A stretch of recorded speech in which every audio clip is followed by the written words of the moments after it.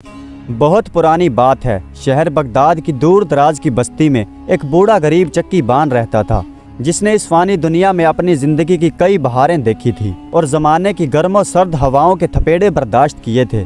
इस बूढ़े आदमी ने अपनी सारी ज़िंदगी हलाल रोज़ी कमाने में बसर की थी, जिसकी वजह से उसने बहुत सारी मुश्किलात का सामना किया था। इसके 3 बेटे थे जो शमशाद के दरख्त की टहनियों की तरह बुलंद कामत और सेहतमंद थे। इसने अपने बेटों को अपने पास बुलाया और कहा, मेरे प्यारे बेटो, इस दुनिया में रहने वाले हर शख्स की ज़िंदगी अच्छी या बुरी गुजर जाती है, और जैसा कि तुम जानते हो कि मौत एक ऊँट है जो हर दरवाजे पर सोया हुआ है, और तुम्हें मालूम है कि मेरी उम्र का सूरज भी लबे बाम है। आज नहीं तो कल अपने आमाल की गठड़ी अपने कंधे पर उठाऊंगा और इस फानी दुनिया से आलम बका में कूच कर जाऊंगा। और सच पूछो तो मुझे इस सफ़र पर जाने या इस दुनिया को छोड़ने का कोई गम नहीं है, लेकिन मेरी गमगीनी का सबब ये चक्की है। मालूम नहीं कि मेरे बाद क्या होगा और चक्की पर क्या गुजरेगी। चक्की बान के बेटों ने जब अपने बाप की बात सुनी तो तीनों बेटे यक जुबान कहने लगे, अब्बा जान, आप मुत्तमीन रहें, हम हर मुमकिन कोशिश करेंगे कि चक्की के पहियों को घुमाते रहें ताकि घर के अखराजात भी चलते रहें और चक्की के ना होने की वजह से किसी और को तकलीफ भी ना हो। चक्की बान ने अपने बेटों को मोहब्बत से देखा और कहा, अल्लाह पाक से कोई बात छुपी नहीं है, और तुम ये भी जानते हो कि 200 बातें आधे अमल जितनी कीमत भी नहीं पाती। इसलिए बात और अमल का फासला ज़मीन और आसमान के दरमियानी फासले के बराबर होता है। क्या मैं मुत्तमीन रहूं और तुम पर यकीन रखूं कि तुम मेरी बातों पर अमल करोगे? अगर तुम तीनों भाई मिलकर इस चक्की के पहियों को घुमाते रहे तो यकीन मानो इसी में तुम्हारी भलाई है, या फिर जिस भाई को मुनासिब समझो ये चक्की उस भाई के हवाले कर दो। वरना याद रखो, अगर तुमने इस चक्की पर काम नहीं किया तो तुम खुद भी भूखे मरोगे और दूसरे लोग भी तुम्हें बद्दुआएं देंगे। जब बूढ़े चक्की बान ने अपनी बात ख़त्म की तो तीनों बेटों ने बारी बारी अपने बाप से कहा कि अब्बा जान, मैं ज़्यादा समझदार हूँ और मैं चक्की का काम अच्छे से संभाल लूँगा। बूढ़े बाप ने बेटों को खामोश रहने का हुक्म दिया और कहा, अक्ल सलीम ही इस बात का फैसला करेगी। मैं दलील के बगैर किसी बेटे की बात को मानने के लिए तैयार नहीं हूँ, इसलिए बेहतर होगा कि तुम्हारा इम्तिहान लिया जाए ताकि मुझे मालूम हो सके कि तुम में से कौन ज़्यादा बेहतर है और अहसन तरीके से चक्की के पहिए को घुमा सकता है। मेरी दुआ है कि तुम तीनों भाई इस इम्तिहान में कामयाब हो सको। बेटों ने जब इम्तिहान का नाम सुना तो बड़े शौक से तायद की और कहने लगे, अब्बा जान, हम हर इम्तिहान के लिए तैयार हैं। बूढ़े बाप ने अपने हाथ अपने जानों पर रखे और खड़ा हो गया और दूसरे कमरे में जाकर अखरोटों की 3 गठड़ियाँ उठाकर लाया और अपने बेटों से कहा, इन गठड़ियों में अखरोट हैं, तुम आगे बढ़ो और एक एक गठड़ी को उठा लो, फिर मैं तुम्हें अगले कदम के मुतालिक बताऊंगा। तीनों बेटे आगे बढ़े और एक एक गठड़ी को उठा लिया। क्योंकि ये तीनों गठड़ियाँ ज़्यादा वजनी न थी, इसीलिए बाप तीनों गठड़ियों को एक साथ में उठा लाया। फिर उनके बाप ने उनसे कहा कि शहर जाने के लिए अपने अपने गधों को तैयार कर लो और सफ़र के लिए कुछ खुराक और दीगर अखराजात के लिए कुछ रकम भी ले लो। तीनों बेटों ने खुशी खुशी अपने बाप के हुक्म की तामील की और सफ़र की तैयारी करते हुए ज़्यादा राह साथ लिया और गधों पर सवार होकर चक्की के सामने खड़े हो गए। बाप भी लाठी के सहारे चलता हुआ आया और बेटों के पास खड़ा हो गया और कहने लगा, मेरे बेटो, तुम्हारा इम्तिहान अब शुरू होता है, तुम अब शहर की तरफ जाओ। मेरा अल्लाह पाक की ज़ात पर बड़ा भरोसा है कि तुम खैरियत से जाओगे और बाआफियत वापस आओगे। शहर में मेरे 3 दोस्त हैं, इसलिए तुम तीनों एक एक दोस्त के पास पहुंच जाना, उन्हें मेरा सलाम कहना और उनसे पूछना कि दुनिया में हलाल रिज़्क कैसे कमाया जाता है। और याद रखो, इस सफ़र में 3 दिन से ज़्यादा खर्च ना हो। वैसे इस बात का कवी इम्कान है कि अगर तुमने देर कर दी तो अपने बाप की जगह खाली पाओगे। बड़े बेटे ने अपने बाप से पूछा कि अब्बा जान, फिर हमारे इम्तिहान का क्या होगा? बाप ने अपने बेटे के कंधे पर हाथ रखा और कहा, बेटा, हमारी पूरी ज़िंदगी एक इम्तिहान है। ये बात दुरुस्त है कि तुम्हारा ये सफ़र दूसरे सफ़र की तरह एक छोटा सा इम्तिहान है, लेकिन इन चंद दिनों में ये मालूम हो जाएगा कि अल्लाह पाक ने किस शख्स को किस मकसद के लिए चुना है। अब जल्दी करो और सफ़र के लिए निकल जाओ, क्योंकि तुम्हारा काम ज़्यादा और वक्त कम है। बेटों ने जब अपने बाप की बात सुनी तो अपने अपने गधों पर सवार हो गए और अपना दिल अपने सफ़र के सुपुर्द कर दिया। अब वो बगदाद शहर की तरफ जा रहे थे, लेकिन उनके जहन में तरह तरह के ख्यालात थे। यानी हर भाई सोच रहा था कि वही अपने इम्तिहान में पूरा उतरेगा और जब वो अपने बाप के पास पहुँचेगा तो वही चक्की का मालिक बन जाएगा। वो इन्हीं ख्यालात में खोए हुए थे और चल रहे थे कि अचानक मुड़कर देखा तो मालूम हुआ कि अपने गांव से काफ़ी दूर आ चुके हैं और चक्की भी उनकी नज़रों से ओझल हो चुकी है। अब उनके सामने शहर का एक लंबा सफ़र था जिसके लिए उन्हें चलते रहना है। काफ़ी देर चलने के बाद वो चलते चलते थक गए अचानक उन्हें दूर से एक सायादार और आराम की जगह दिखाई दी। इसलिए मंझले भाई ने दूसरे भाइयों की तरफ देखते हुए कहा, अब आराम का वक्त है, इसलिए कुछ खा पी लें। अगर हम इसी तरह चलते रहे तो हमारे जिस्म की बाकी ताकत भी जाती रहेगी। दूसरे भाइयों ने भी इसकी बात मान ली और अपने गधों से खाने का सामान उतारने लगे। इतने में बड़ा भाई चिल्लाया और फरियाद करते हुए कहने लगा, हाय अफसोस, तुमने देखा कि क्या हुआ।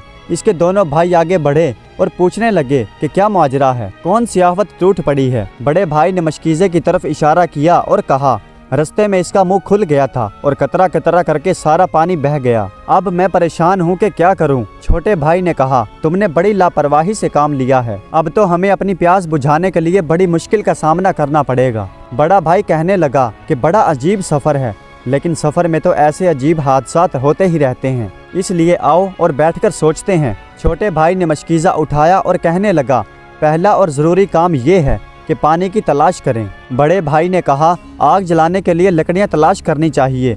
पानी की तलाश में कौन जाएगा, लकड़ियां कौन जमा करेगा और खाना कौन पकाएगा। तीनों भाई खामोश थे और एक दूसरे की तरफ देख रहे थे। बड़े भाई ने देखा और कहा, सबसे अहम और ज़रूरी काम लकड़ियां जमा करना है। ये काम मैं खुद अंजाम दूंगा। अगर लकड़ियां ना हो सकी तो हम खाना नहीं पका सकेंगे। ये कहकर बड़ा भाई अपनी जगह से उठकर लकड़ियां लाने के लिए चल पड़ा। लेकिन मझले भाई ने मजाक उड़ाते हुए कहा, तुम तो ऐसे कह रहे हो जैसे पहाड़ खोदना होगा और उसके नीचे से लकड़ियां निकाली जाएं। मेरे ख्याल से ज़रूरी काम खाना पकाना है। अगर पानी और खाना मौजूद हो और पकाने वाला कोई ना हो तो हम भूखे मर जाएंगे। मंझले भाई ने इतना ही कहा था कि अपनी जगह से उठा और चूल्हा बनाने में मसरूफ़ हो गया। अब छोटा भाई रह गया था। उसके सामने पानी का मशकीज़ा पड़ा था, लेकिन उसे समझ नहीं आ रहा था कि वो पानी कहाँ से लाए। बहरहाल इसने हिम्मत न हारी, मशकीज़ा उठाकर पानी की तलाश में निकल पड़ा। दिल ही दिल में सोचने लगा कि मेरे भाइयों ने अपना अपना काम संभाल लिया है, इसलिए बेहतर होगा कि मैं भी पानी लाने में कामयाब हो जाऊं। खाना पकाने और प्यास बुझाने के लिए हमें पानी की अशक ज़रूरत है। छोटे भाई ने अपनी रफ्तार बढ़ा दी और पहाड़ की तरफ चलने लगा। छोटा भाई जानता था कि पहाड़ों में अक्सर चश्मे होते हैं और शायद वो भी किसी चश्मे पर पहुंच जाए। वो चलता रहा और चलता रहा। उसने पहाड़ी सिलसिले के कई टीले अबूर किए और वो जितना आगे चलता रहा उसे पानी कहीं भी नजर नहीं आया। परेशान था कि कहीं उसे पानी ना मिले और उसके भाई अपनी जान दे दें और हमारा सफ़र यहीं तमाम हो जाए। फिर ना तो हम शहर जा सकेंगे और ना ही अपने बाप के पहलू में बैठना नसीब होगा। फिर वो थोड़ी देर के लिए एक चट्टान के साए में बैठ गया और थोड़ी देर आराम करने के बाद इसने इरादा किया कि वो अपने कान और आँखों को अच्छी तरह से खोले और पानी के चलने और फरफर की आवाज़ पर ध्यान दे। मुमकिन है कि उसे पानी नजर आए या उसके चलने की आवाज़ सुनाई दे। इधर उधर फिरने से कुछ भी हाथ ना आएगा। छोटे भाई के जहन में जब ये तरकीब आई तो अपनी जगह से उठा और दोबारा पानी की तलाश में पहाड़ी सिलसिलों में फिरने लगा। वो इसी तरह फिर रहा था कि इसे दूर से पानी के टपकने की आवाज़ आई। फिर इसने अपने कान खड़े किए और पानी के ताक़ुब में चल पड़ा। अभी वो ज़्यादा दूर ना गया होगा कि पानी के चश्मे पर पहुँच गया। चश्मे का पानी बहुत कम था। बहरहाल वो एहतियात से आगे बढ़ा और मशकीज़ा पानी से भर लिया और वापस चल पड़ा।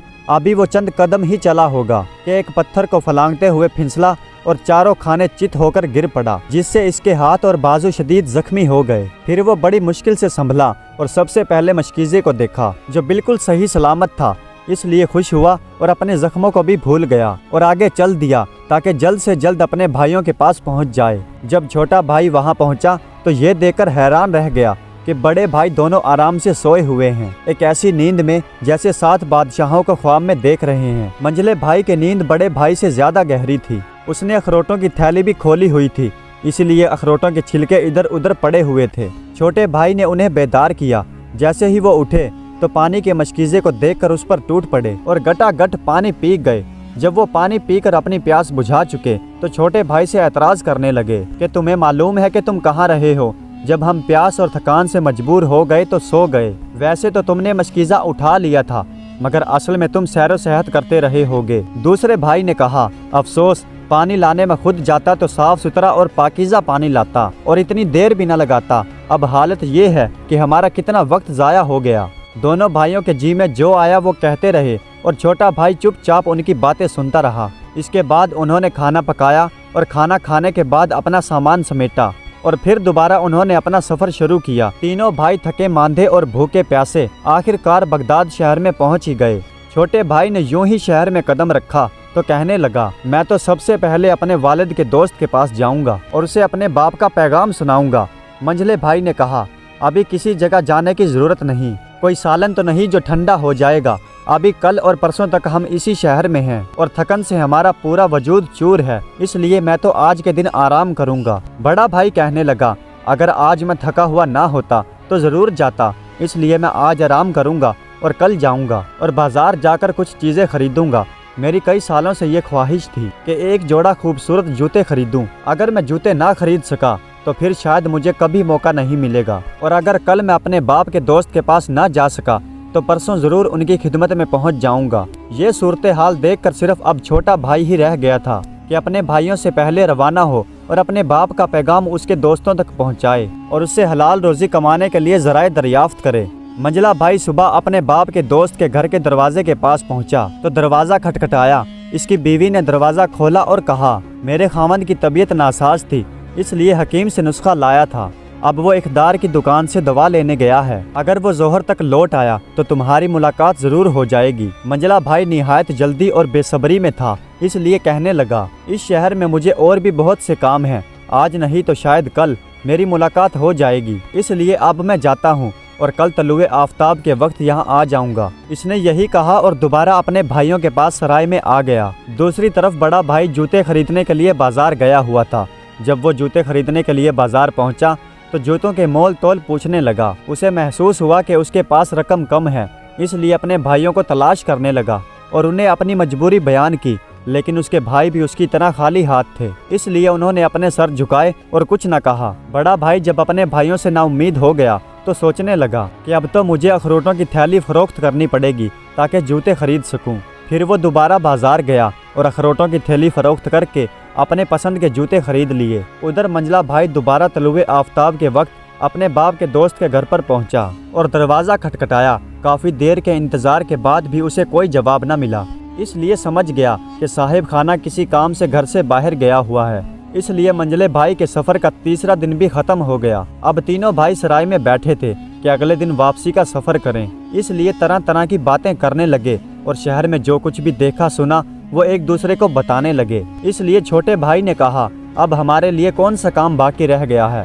منجلے بھائی نے کہا میرے ذمے جو کام تھا وہ میں نے کر لیا، لیکن اپنے باپ کا پیغام نہیں پہنچا سکا، اس لیے کہ میرے باپ کا دوست سفر پر گیا ہوا ہے اور میرا اب کوئی کام باقی نہیں ہے۔ بڑے بھائی نے کہا اگر مجھ سے پوچھو تو میرا بھی اب کوئی کام باقی نہیں ہے جسے میں پورا کروں، میں تو یہاں بس جوتے خریدنے آیا تھا جو کہ میں نے خرید لیے ہیں اور اخروٹوں کی تھیلی بھی فروخت کر دی ہے، صرف پیغام پہنچانا ہے اور یہ کام میں کل انجام دے دوں گا۔ چھوٹے بھائی نے کہا کہ کل ہمیں واپسی کے لیے روانہ ہو جانا چاہیے، شاید تمہیں یاد ہوگا باپ نے کہا تھا کہ اگر تم وقت پر نہ پہنچے تو شاید مجھے نہ دیکھ پاؤ۔ بڑا بھائی تو ایسی باتیں سننے کے لیے منتظر تھا، اس لیے خوش ہوا اور کہا اچھا ہوا تم نے یاد دلا دیا، اگر باپ نے پوچھا تو کہہ دوں گا میرا پہلا اور ضروری کام آپ کا پیغام پہنچانا تھا، اس لیے دیر ہو گئی تھی اور تمہارا دوست سفر پر چلا گیا تھا، اس لیے میں نے مناسب سمجھا کہ جلد واپس جاؤں اور گھر پہنچوں۔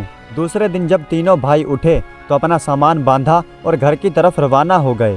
راستے میں بڑا بھائی سب سے زیادہ خوش تھا، اس لیے ہر بات پر کہتا ممکن ہے کہ میرا باپ میری عقل مندی اور سمجھداری کو داد دے گا اور میرے مقابلے میں جو تم نے کام کیا ہے وہ بے فائدہ اور بے نتیجہ ہے، اس لیے کہ ہمارے چھوٹے بھائی نے تو اخروٹوں کو چھوا تک نہیں، البتہ منجلے بھائی نے اپنی تھیلی سے کچھ اخروٹ کھائے ہیں اور اپنا جی بہلایا ہے، لیکن میں نے ان سے پورا فائدہ اٹھایا ہے اور انہیں فروخت کر کے جوتے خریدے ہیں، حالانکہ عقل مندی یہی تھی کہ تم بھی ایسا ہی کرتے۔ منجلے بھائی نے جب یہ سنا تو حیرت اور تعجب سے اپنے منہ میں انگلیاں دے دی اور کہا ہائے افسوس، میرے دل میں یہ خیال کیوں نہ آیا اور میں نے ایسا کیوں نہ کیا، یقیناً باپ تمہاری عقل مندی کی وجہ سے تمہیں چکی کا مالک بنا دے گا اور ہمیں وہاں بھی شرمندگی اٹھانی پڑے گی۔ تینوں بھائی اپنی اپنی باتوں میں سرگرم تھے اور آخر کار اپنے گاؤں واپس پہنچ گئے۔ جب باپ کی خدمت میں پہنچے تو ان کے باپ نے ان سے کہا کہ میرے بیٹو جاؤ، نہا دھو کر نئے کپڑے پہن لو اور کچھ دیر آرام کے بعد میرے پاس آ جانا۔ تینوں بھائی چلے گئے۔